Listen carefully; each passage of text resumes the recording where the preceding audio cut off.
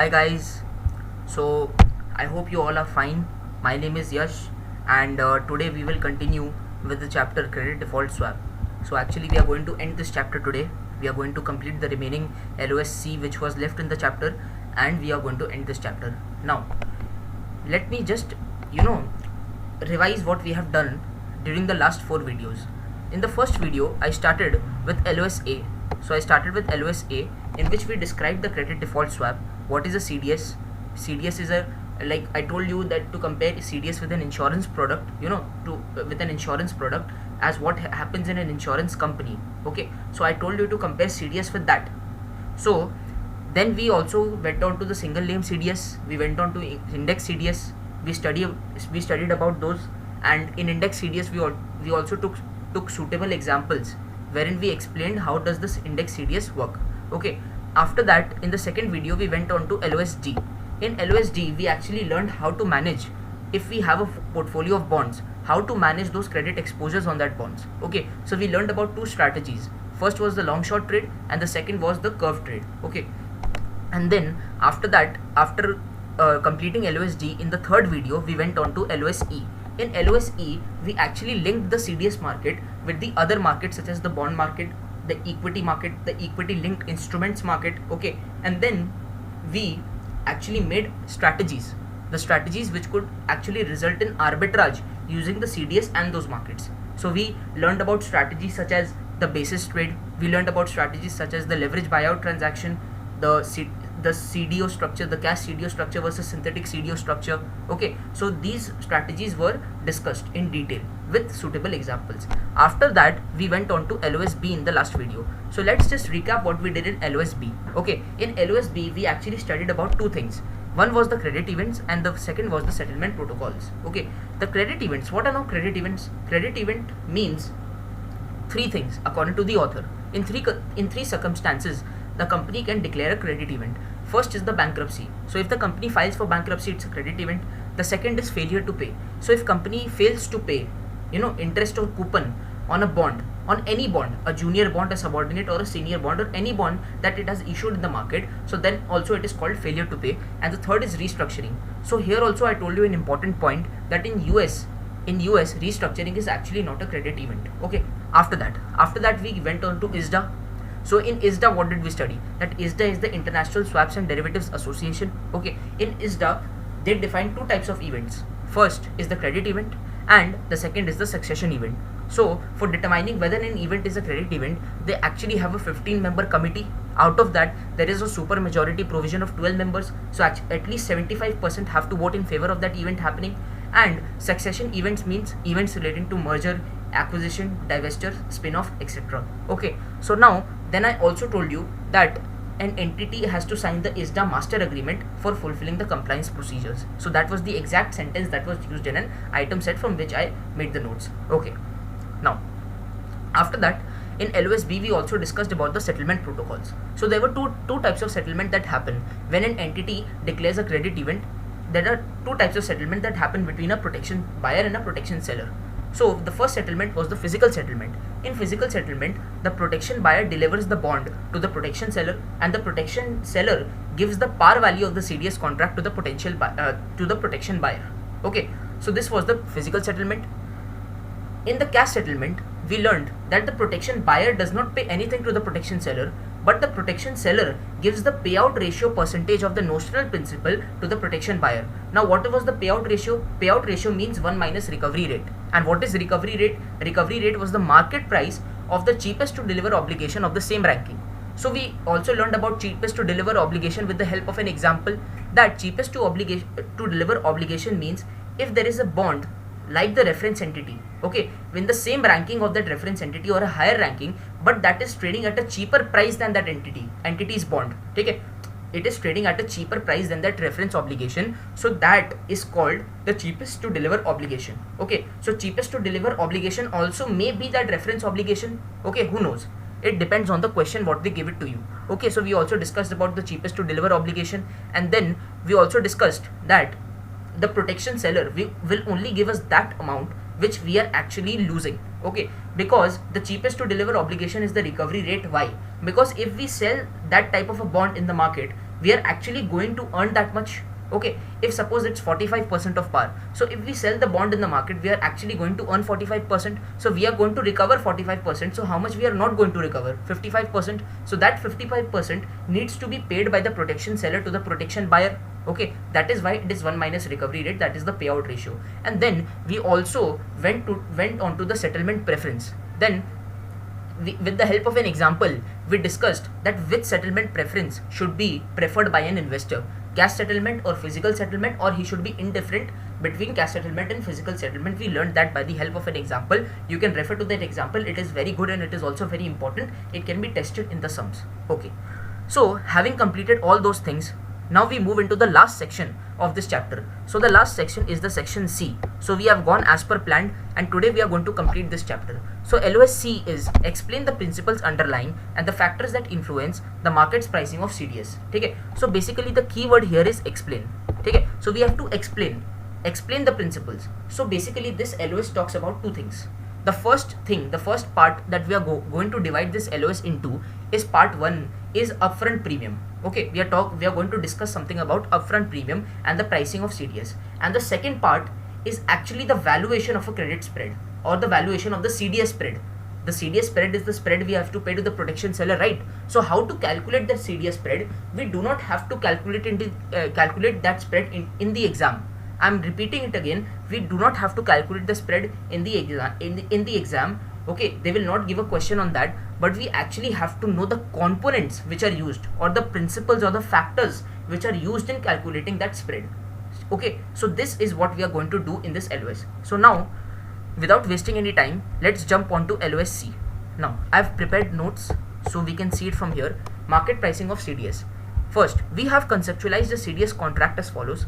This is the protection buyer, this is the protection seller. So the protection buyer pays the CDS spread to the protection seller until the entity has a credit event. Okay, after that credit event is declared, the protection seller has to make good the loss. Okay, now what has happened in the recent years is that the CDS market has brought in some standardization. Okay, it has brought in some standardization, so it wants the things to be more organized and more structured. Okay, so according to that standardization, on any investment grade company, okay, on an investment grade company, if there is a CDS on that investment grade company, so we have to pay a protection that the spread that we have to pay is fixed at 1%.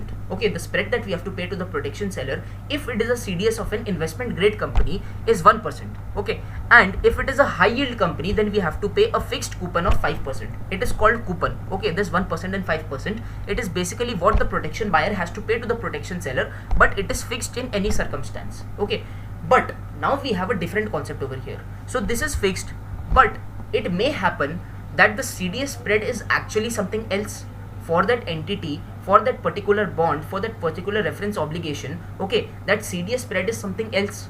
So we are paying something else, and in the market something else is going on. So, okay, so accordingly, one party out of the protection buyer or the protection seller will have an enjoyment, and one party out of the protection buyer and the protection seller will suffer. Okay, so what will happen is that the party who is actually enjoying will actually pay the present value of that enjoyment to the party who is suffering. Okay, that present value is called upfront premium. So how do we calculate upfront premium? Let's just take an example. Okay, I will show you an example on how we calculate it. See, now suppose we are buying a CDS on an investment grade company. So on an investment grade company, the coupon is 1%. Okay, we have to pay fixed 1%, but if the actual CDS spread is say 2.2%, okay, so the protection buyer is only paying 1% instead of 2.2%. We were actually supposed to pay 2.2 to the protection seller, but we are actually paying how much? 1. So actually we are paying lesser. So we are actually having an enjoyment. So the protection buyer is enjoying in this case, and the protection seller is suffering. So the protection buyer should pay the PV, the present value of this enjoyment, to the protection seller. Okay, so what is the present value of this enjoyment? Is the spread minus the coupon rate. So the spread is 2.2 minus the coupon rate is 1. So 2.2 minus 1, that is 1.2. Okay, into duration. This is called upfront premium. So why did we multiply by duration? Just to point out that we are doing the PV. Okay, now we are doing the present value. That is the reason we multiplied it by duration. Okay, now now here we can see that protection buyer is paying to the protection seller. So when in which circumstance is he paying?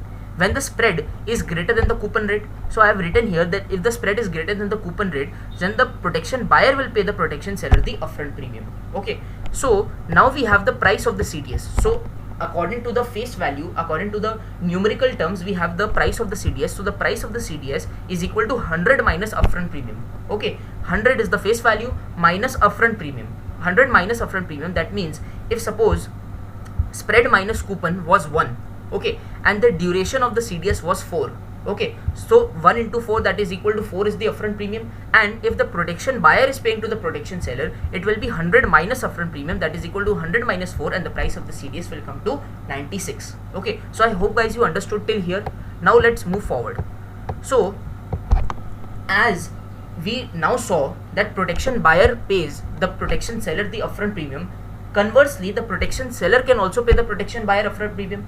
Okay, this can also happen that the protection seller is enjoying and the protection buyer is suffering, okay, and the protection seller has to pay the present value to the protection buyer. In which circumstance it can happen? It can only happen when the spread is less than the coupon rate. So suppose, again take the example that it's an investment grade company, so the fixed coupon is 1, okay, but the spread is actually 0.5 in the market. So the protection buyer is actually paying 1 to the protection seller, but he should actually pay 0.5 to the protection seller. So he's paying more, so that means the protection seller is getting more, so he is enjoying, so he should pay the PV of the enjoyment, the present value of the enjoyment today, to the protection buyer. So in this case the spread is less than the coupon rate. So you can see from the above formula that spread minus coupon rate into duration will give you a negative figure.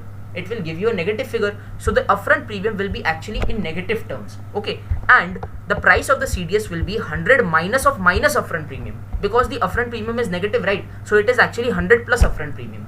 Okay, so I hope guys you understood till here. Now we will solve an example 6 of the core readings. So guys, example 6 of the core readings, we will solve it right now, through which we will understand about this concept in more detail. See, example 6, assume a high yield company. So as soon as they said high yield, you have to imagine that what is the coupon? Fixed coupon 5%. Okay, company's 10-year credit spread is 600 basis points. So 600 basis point or 6% is the 10-year credit spread, and the duration of the CDS is 8 years. So we have got the duration also, it is 8 years. What is the approximate upfront premium required to buy the 10-year CDS protection? Assume that the high yield companies have a 5% coupon on the CDS. It is already told in the question. So what we can do is, high yield company's spread is actually 5%. So the protection buyer has to pay the protection seller 5, but he's actually paying how much? He's paying 6. No, actually I'm sorry. He should actually pay 6, but he's actually paying how much? 5. Again, I'm sorry for that mistake, it happened by mistake, and please listen to it again. The high yield company's fixed coupon is 5%, okay, but the 10-year credit spread is 600 basis points or 6%. So accordingly, if this high yield coupon was not there, if this fixed coupon was not there, how much would the protection buyer be paying to the protection seller? He would be paying 6% spread, okay, but as the standardization has come in and the high yield coupon has been fixed at 5%, so he's actually paying 5, so he's underpaying. So the protection buyer is gaining over here. So the protection buyer should actually pay to the protection seller an upfront premium of how much? The gain, the spread minus the coupon. So see, this is the spread 6% or 600 basis points, and this 5%, this 5% is the coupon. So 6 minus 5 is how much? 1 into duration. Into duration matlab ki 8 years. And it means 8 years. So he should pay 8% of the notional principal today as an upfront premium to the protection seller. This is all what I wanted to explain by this concept. Okay, let's jump on to question number 2. Imagine an investor sold 5-year protection on an investment grade company and had to pay a 2% upfront premium to the buyer of the protection. So now guys, this sum is very important, because here they can actually confuse you, because they have given a 2% upfront premium. So look at the language. If you do not read the language, you can get this wrong. They have given a 2% upfront premium. So 2% upfront premium means what? That the upfront premium has already been given to you. Okay, and who has paid to whom? The seller has paid to the buyer. The seller, see, imagine an investor sold 5-year protection. So the seller has paid to the buyer.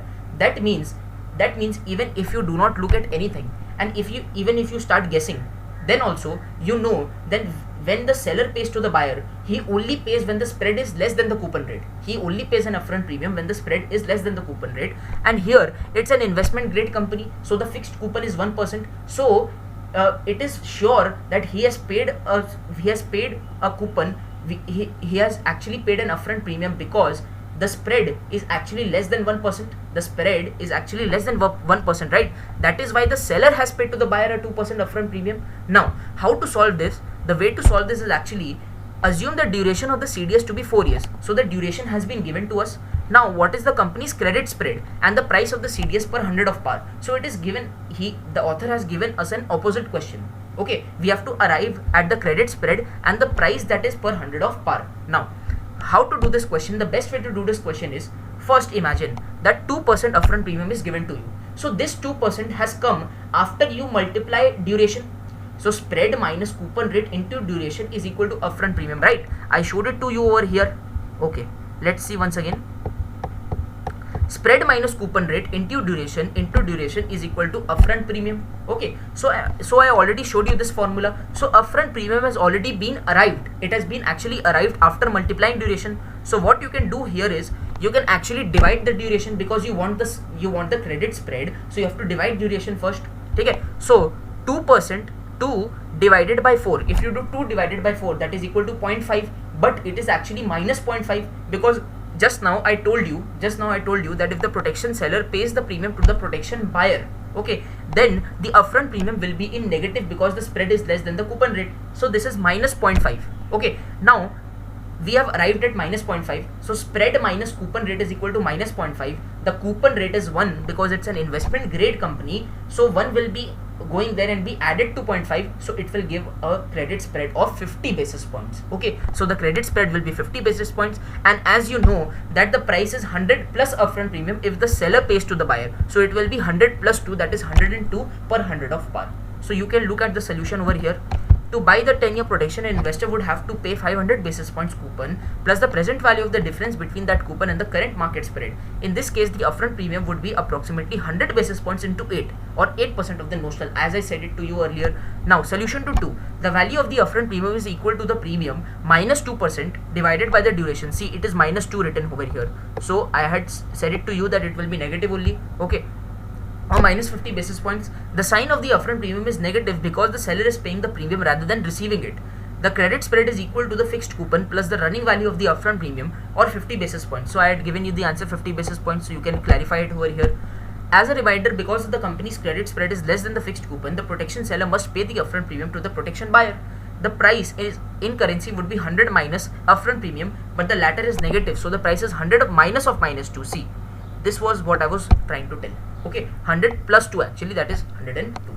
So this is the concept of upfront premium. So we have completed this concept and we have totally got it into our control. Okay, now one example was there which I missed in the earlier videos, so I will just do that example so that we can be familiar with everything and we can do any question after this. Okay, we can do any question on these type of things after solving this example if you look at the item set. Now, example 7, profit and loss from the change in spread. So when I was doing LOSD in my earlier videos, then I had told you that the CDS is a financial product. So if you are trading in CDS, then you can monetize the gain or loss. So how to monetize that gain or loss? I told that the formula was change in spread into duration of the notional, and then the percentage should be multiplied by the notional principal. So that is what is happening over here. See, an investor buys $10 million of 5-year CDS protection and the CDS contract has a duration of 4 years. So the duration has been given 4 years and 5-year CDS protection is bought at a $10 million.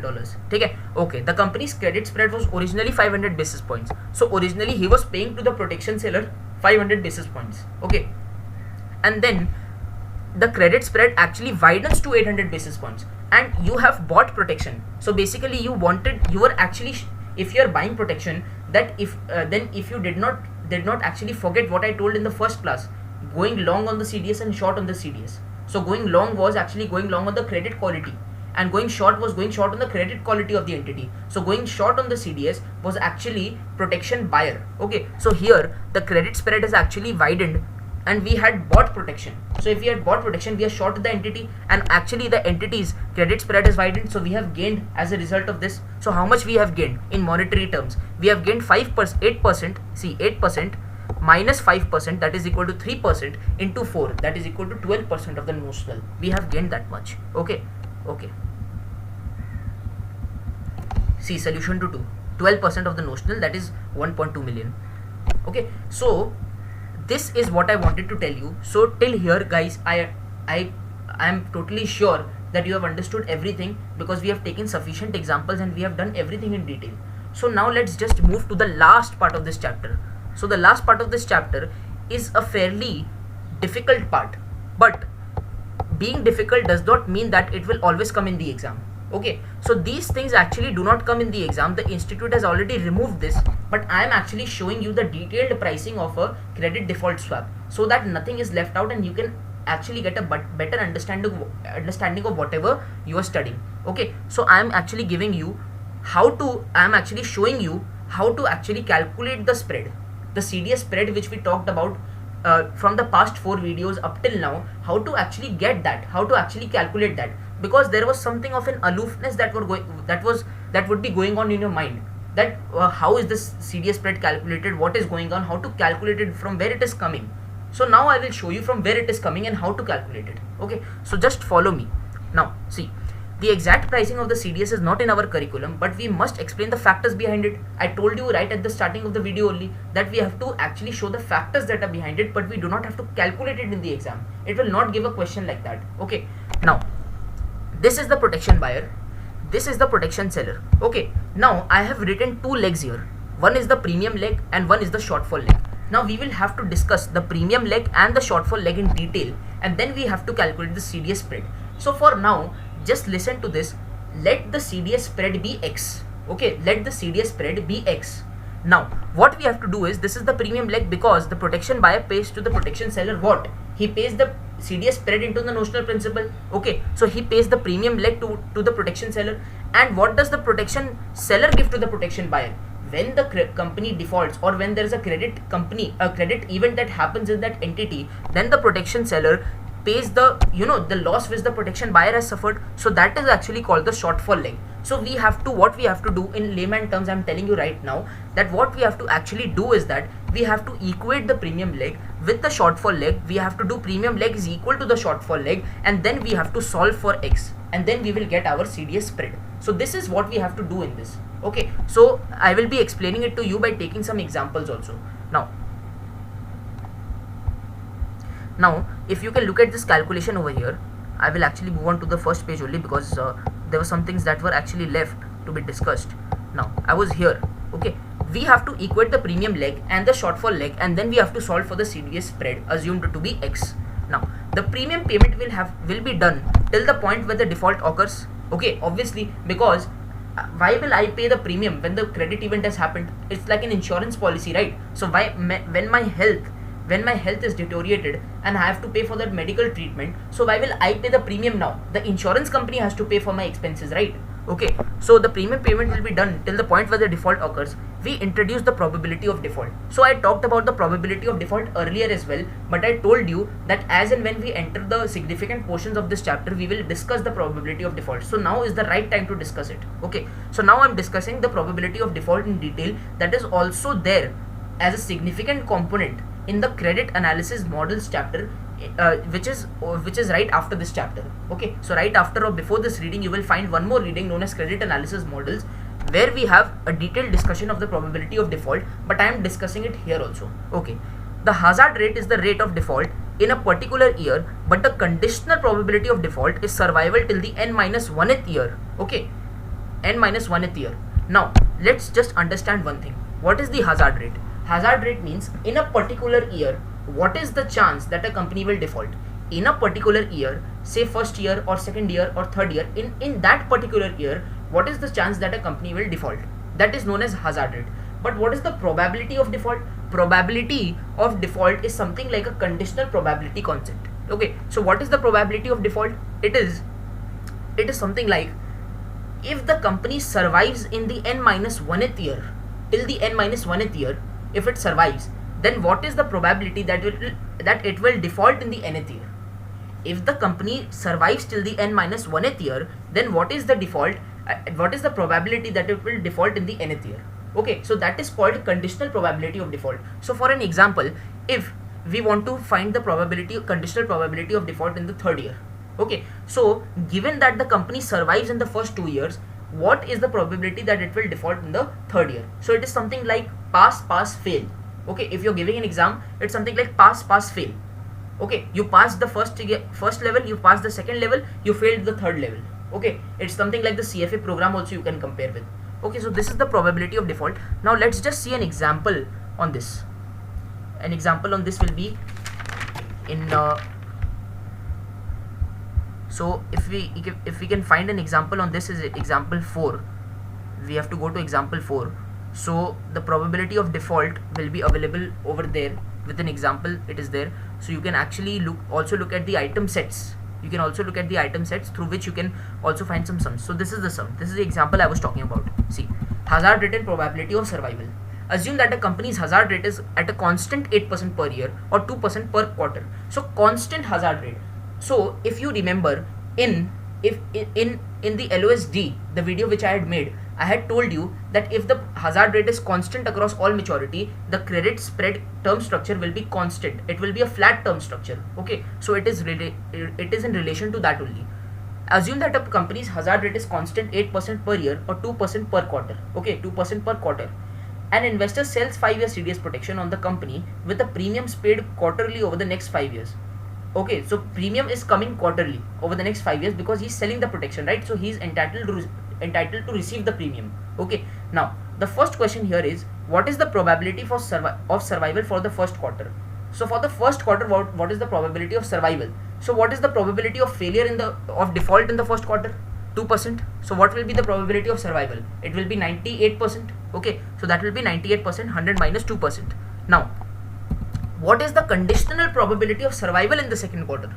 So conditional probability of survival means if the company survived the first quarter, the probability that it will also survive the second quarter. So it will also survive the second quarter means again it's 98%, right? Because it's 100 minus 2%, 98% again, because first quarter then second quarter survival. So it's 98%. And what is question number 3? What is the probability of survival through the second quarter? Now this is a very important question. Through the second quarter, what is the probability of survival? That means including the first and the second quarter, during the two quarters. In this case, I was talking for the second quarter. See the difference of the language in which it can actually game us in the exam. The institute can actually game us in the exam through this language. Look at this: probability of survival for the second quarter, probability of survival through the second quarter. So over here, though, it was an easy thing. It was easy stuff. It was simple.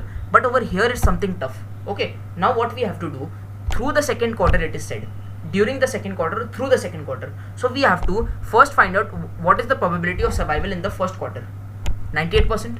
What is the probability of survival in the second quarter? It is also 98%. So 0.98, that is 98% into 98% is the survival through the second quarter. The probability, the joint probability, we have to find out the joint probability in this case. So it will be 98% into 98%. That is something 96.04%. Take it, it's given over here. It is 96.04%. But now, okay, but if it was given in the question, what is the probability of default through the second quarter? What was the probability of default through the second quarter? So what we had to do in this case, we had to actually find out the probability of survival only, and then we had to do 1 minus probability of survival. So 1 minus probability of survival will give us the probability of default through the second quarter, as it has been done in this case also. See, 96.04, alternatively 1 minus 96.04 is equal to 3.96 is the probability of default sometime during the first quarters. And see this one, 98 into 98, that is 96.04%. Okay, so I think this concept is clear. So there will be some kind of an aloofness as to it was not that clear maybe. So this is not a part actually of this chapter. Okay, some side discussion has been done on this one, but it is actually a part of the credit analysis models chapter. Okay, so wait till the chapter comes. We will do it in very much detail in that chapter. Okay, now, so the thing which I was talking about, okay, in n-1th year, now let's read further. Now, and then default in the nth year. So suppose if the probability of defaults are P1, P2 and P3, okay, so P1, P2, P3 and Pn, suppose it runs till n years. Now the probability of survival will be 1 minus P1. So P1, if it's the probability of default, so 1 minus P1 is survival, P2 is default, so 1 minus P2 is survival, Pn is default, so 1 minus Pn is survival till the nth year. So 1 minus probability of survival till the nth year. This is the exact thing that I was showing you in this example also. Okay, so next we have hence the present value of the spread of the premium leg. Now see, whatever spread he is giving, okay, every time whatever spread he is giving, so it is on the basis of that fact that the company is surviving, it is not defaulting, because once the company starts defaulting, the protection buyer does not have to pay the spread to the protection seller. Okay, so now hence the PV of the spread, we have to find the PV, we have to find the present value of the spread of that premium leg. So how will we do it? See, the probability that he survives in the first quarter is 1 minus P1. So 1 minus P1 into X was our spread, I told you. Okay, we are assuming spread to be X. So if it survives in the first year, then he has to pay spread and D1. Okay, D1 is that rate. D1 is that rate because we are doing the PV.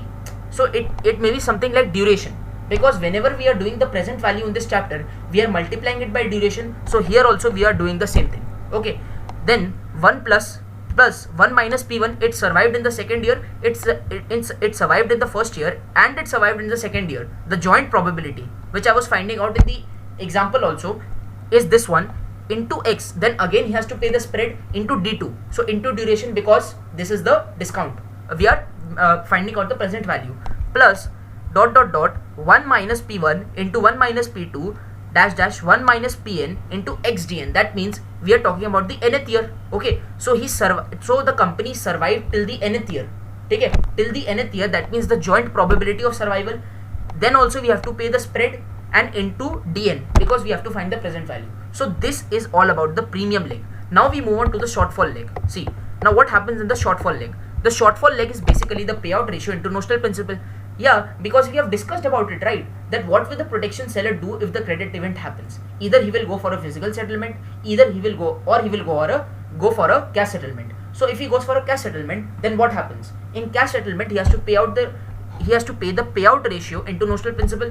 We discussed about payout ratio. It is 1 minus recovery rate. Okay, so now 1 minus recovery rate is also known as loss given default. Okay, we will study about loss given default in the credit analysis models chapter, but I am just discussing a bit about it, that loss given default in percentage terms is the same as 1 minus recovery rate. So we do not have to think much about it. Okay, so PV of the shortfall leg, we found out the PV of the premium leg here. Now we have to find out the PV of the shortfall leg over here. See, so that is P1, that is the probability of default in the first year. So if the company defaults in the first year only, then what does the protection seller has to do? He has to pay out the loss given default, that is 1 minus recovery rate ka percentage, okay, into notional principal into D1. Why D1? Because we are finding again the present value. Okay, present value of the cash flows, right? Whenever we do the valuation of something, it is the present value of the cash flows. Okay, if you are valuing a stock, then by the dividend discount model, we know that the cash flows that are there, the dividends that the company will pay in the future, we have to discount that. So here also we are doing the same thing. Okay, we are doing the same thing here.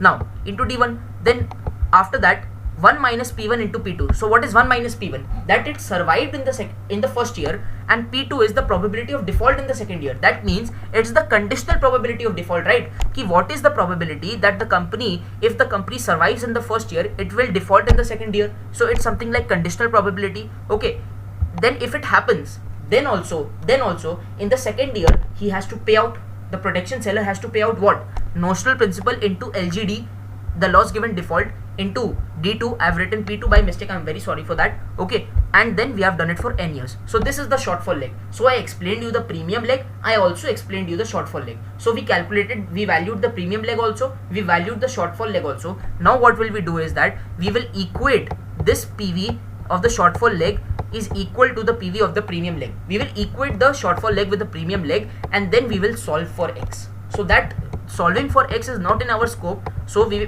cannot do it, and we won't do it also because it's a wastage of time. But we have actually known the factors the factors have been known to us that what affect the valuation of a CDS spread. So this is how we find out the CDS spread. So after watching this, there should be no aloofness whatsoever in you seeing that what is the CDS spread or how do we find that out. I have explained it fully over here. So guys, this was our chapter on CDS. I have completed everything in detail. Trust me guys, I have completed all the examples. I have covered all the examples. Now it's your job to again do these examples, again do all the item sets and the questions so that you can be ready with the chapter, and any question that comes your way in the exam, I'm sure you will be able to solve it. So guys, if you like this video, please subscribe to my channel and please share it with those people, those who are in need and those who cannot understand any one of the concepts in this chapter. So thank you very much for your patience. Thank you very much.